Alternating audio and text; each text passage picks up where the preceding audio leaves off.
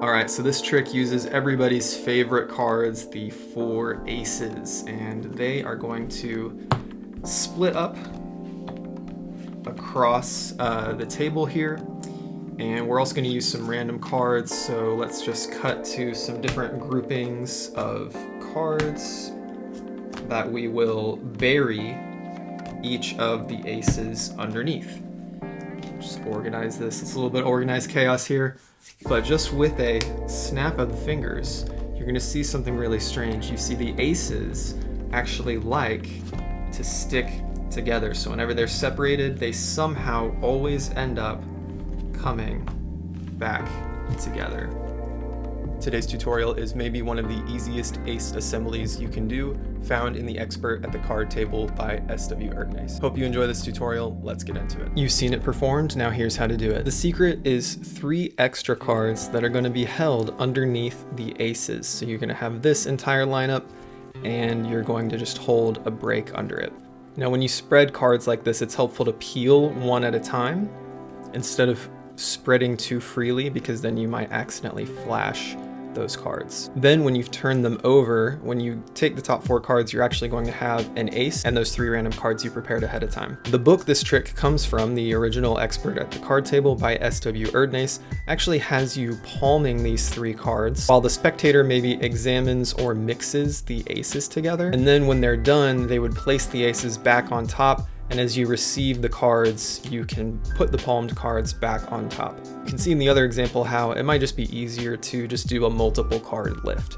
But if you're comfortable with your palming, you can certainly do so. So to naturally get into that from a prepared position, if you have 3 random cards and those 4 aces, you could do something like say, all right, we're going to do a card trick here, and you're just spreading, and you're gonna count 7 in your head, and you're gonna say, let's just use a few cards. I think I have them on the top here, and then hold your pinky under the break. Pretty natural for people to see magicians spreading cards as well, so you can spread to the 7, get your break, come back and say, we're gonna do the top 4 cards.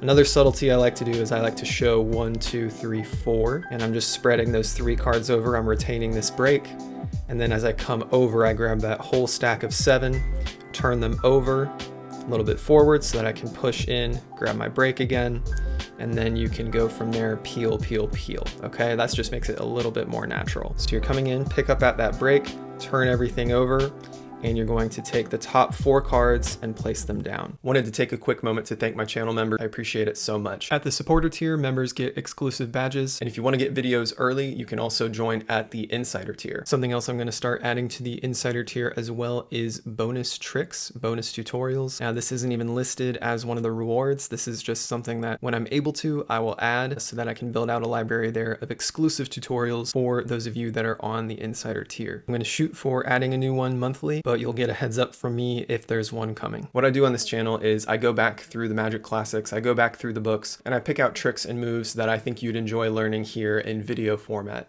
So these are public domain resources. Anybody could read them, anybody could access them online or at the library, but the value I hope I'm providing is by giving you this video teaching and by giving my insights. And so the bonus tricks section on my membership is just a little bit more of that. I'm still teaching free tricks on here, but I'm just adding some more to say thank you. Because this month we're focusing on Ednase Expert at the Card Table, the bonus video this month for the insider tier is going to be focused on some different methods of controlling the card. So we have a pretty bold and audacious false cut that requires a little bit of courage to use, and I think it's a genius use of psychology. We're also going to cover a false running cut to the table, as well as methods for crimping the deck. Now, if you've never heard of crimps before, it's a little method you're able to use to where you can actually place the deck down. You don't have a pinky break in play, and you're able to cut straight to the selected card or the card you're wanting to control. So again, this is just a little way to say thank you. And of course, it's a way to support me, so you can check that out there if you'd like. Now what we're left with is 3 aces here and that 1 ace here with 3 random cards. So before we get back to the deck,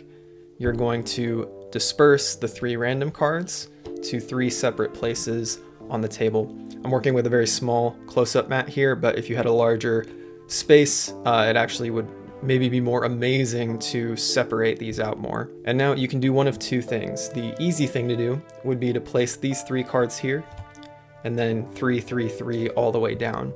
The way Ednase taught it, once again, was he cut those cards into the middle with a break. He retained a break, and then he would do something like throw 3 cards down, cut the cards, throw 3 cards down, cut the cards, etc. Basically what you're doing is making it look like you're cutting to random spots in the deck the whole time, so that then when you get to the 3 aces, it looks like more of just kind of a random grouping of 3 cards.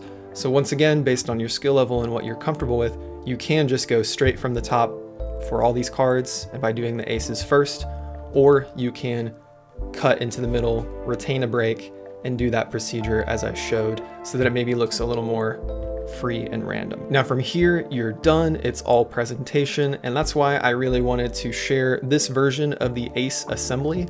There's many out there if you're not familiar with this plot, but this one gets right to the point. It's just some simple sleight of hand, and you're able to show all those aces are gone and that they've gone back to this pile. Before you go out and try to practice and perform this, there's some important things I want to recommend. One is after you've turned all the 7 cards over and you have this situation with an ace and 3 random cards here, one thing you could do is deal them out and then sort of gesture with this one in some way. Regardless of how you handle these cards, if you give yourself a moment to gesture with this card naturally, not making a point of showing them that it's an ace, but allowing them to naturally see the ace, that's a subtlety that Ednase discussed that I think is really key. If you're able to show people something, you kind of want to show them it. So maybe something you could do is adjust your workspace or move things out of the way, or maybe you're saying something to the audience member and you're just gesturing with this as just an object and then placing it down. It's just a nice little subtlety. You get to show this ace. And then regardless of the method you use for dispersing the cards, one thing you can do to amplify the drama is to first show this packet like you're gonna show them one at a time. It basically just gives you a little more time for the reveal to set in, to not do all of them at once. But then now that you've done one, if you just go one at a time, it would kind of get too boring. So I like the idea of doing one and then doing both, because it's kind of this escalatory feeling.